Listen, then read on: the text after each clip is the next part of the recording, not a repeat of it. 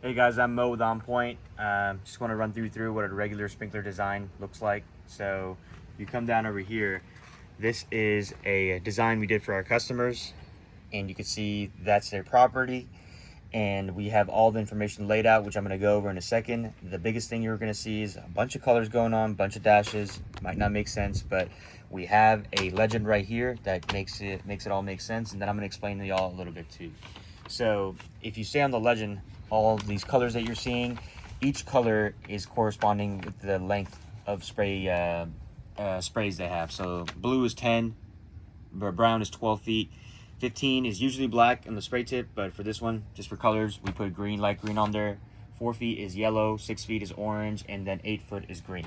So that's and every zone needs different types of sprays because it's gonna have. I mean, if you turn around a little bit, you'll see the land, and you'll see that every one of these are chosen specifically to match basically what we need and has the correct emission rate, because we don't want to overspray and we don't want to have not enough spray on there. So sorry guys, got a little windy. Great weather here today though.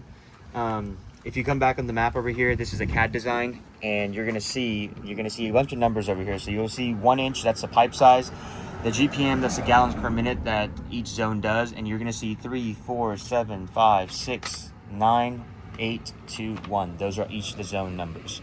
So if you look over here, this is gonna be the sidewalk. Sidewalks are usually drip, and the thing with that is some cities require drip. So this specific city required drip sidewalks, and what we also did for the drip is the flower beds, which are right here, some in the back as well, and then the whole alleyway is going to be drip right here.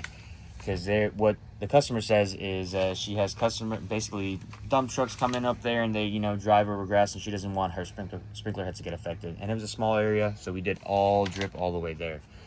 And then if you come over here, you'll see this light brown is drip. You'll see this red line, this dash red line, that's the main line. That's a 1 inch main line going to each valve. So that's going to be that takes all the water to each valve. Then in the solid black lines is going to be, the solid black lines are going to be your zone lines. So this main line right here, I see some, what are these items here? So these items, I'm glad you asked. So this is an isolation valve. This, if you ever want to, and this is your backflow device, and this is your master valve. So let me go over each. And these are right over here, Yeah, right? You'll see that small circle right there. Yeah, let's actually come over here real quick. So this is the isolation valve. This one's isolation valve. You can see that. That one's actually lockable because this city requires that they need to be locked. If they need to come lock it. That's basically if you want to turn the water off your sprinkler system, that's how you do it. That's your, you can lift that bad boy up. There you go. So that's your backflow device. That is the heart of your sprinkler system. You are required by law to install this because what it does is it prevents contaminants from coming back into your water line and the city water line. If you don't install this, you'll be facing a very big fine and you might contaminate the entire city's water source. That's key, installing that. And you can see, actually, lift it up one more time. You can see we put gravel underneath there too for drainage, and we make sure that it looks nice and clean because that also is required in some cities, but for double checks, we do that standard in all our installs. And then specifically on the next one over here, this one's actually a master valve. So this one is what allows, you can lift it up, it's good to go. So that one, yeah, it rained a little bit, so we got a little soil in there, but typically we have it nice and flush.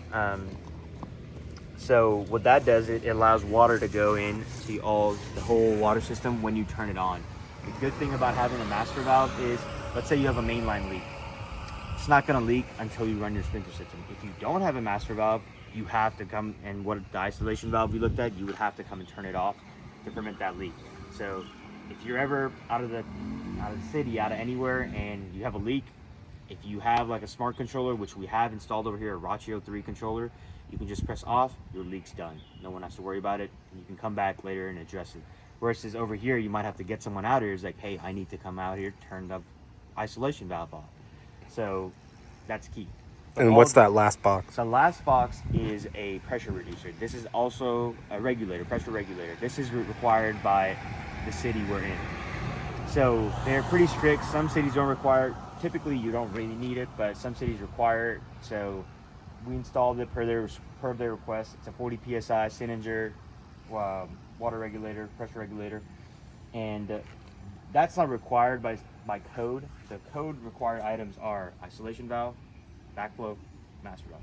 If you're getting a sprinkler system installed, you have to have all these three. If not, it's not going to pass inspection. If you're doing it the right way. And let's go back to our map over here and show the people a little more. So you see that's the lockable isolation valve. We got the key for that too. So, and then we got the master valve, and then we got DC double check. Another thing that I'd like to highlight too is the Rachio Smart Controller. You can customize, whenever you do an install with us, you can pick whatever controller you want. You want something analog, click, click, click, I get it. We can get that for you. You want something with Wi-Fi and analog, we can do that for you. My favorite right now is the Rachio because I like new things. You can control it all from your phone. So let me show y'all real quick. This is the Rachio. You can see, it sees all the zones right here.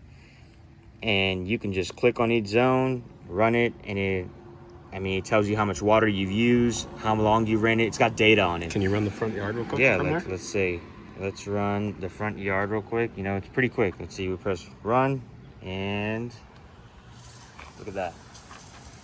You know, anywhere in the world where you have Wi-Fi and your house has Wi-Fi, you're good to go. And with a click of a button right here, close. So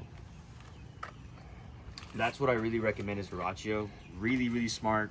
So what it does is when you do install it, it has a couple of a couple of watering suggestions. It saves you most water, most efficiency, and then another one is the fixed schedule, which whatever you want, it'll run.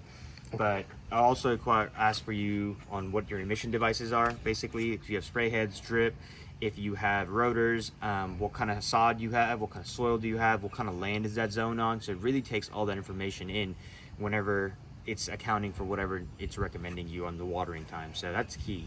Another thing on this map that's important to have is there's valves. So these are the valves. Typically, it's going to be in the black ones, and you can see it on the key, but we had to move these because there was obstructions in the way. So we put 5 over here, we put 4 over here. These are changes we made, so revisions we made. So the key thing is you want to know where these valves are at. Why? Let's say you're getting work done in the future. You want to make sure you know where everything is sprinkler system related, pipes, valves, heads, because it's all underground. You're not going to really know where's what. You know, you can't, if you got installed 3 years ago, you're not going to remember. That's why this map is important. And how much do a lot of professional sprinkler companies charge for valve location? So they charge a pretty penny. You're not going to like this, but let's say you're locating just one valve and it takes an hour for them to locate it. You're probably looking at about $200-300, maybe $400, you know, per hour. So let's say for this system, there's 9 valves. Let's say you don't know where any one of them are. For this one, they're located right next to each other, so that'll save them time. But if we had them originally where they're spaced out, that's 9 different valves, a blank property where they don't have they don't know anything. They're walking around with their locator. Even if it takes us 4 hours at $200 an hour, that's a good amount right there. That's a very good amount. And you could save all that money if you have a map.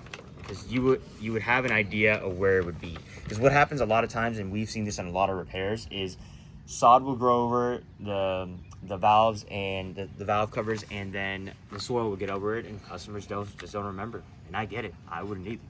So this is when I always recommend have them. Whenever I used to do repairs, I would ask for the map all the time, because I told them, like, if you have this is going to save you a lot of time and money, because at the end of it, we're looking out for a customer, and we want to do the best possible service for them, save them money as much as possible. So this is key. Always keep this with you, and I always ask for it. So we're going to give a couple copies of this to our customer.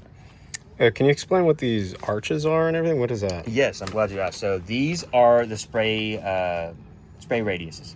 So you're gonna see this one right here. This is a full circle. You see a circle, so that's the spray radius for that one. You see this one. This one has a spray radius. You see it goes from here. That's a quarter, here. right? Yeah, that's a quarter. And then this one goes from here to here. So it's all like, you know, once you look at it in detail, you'll see.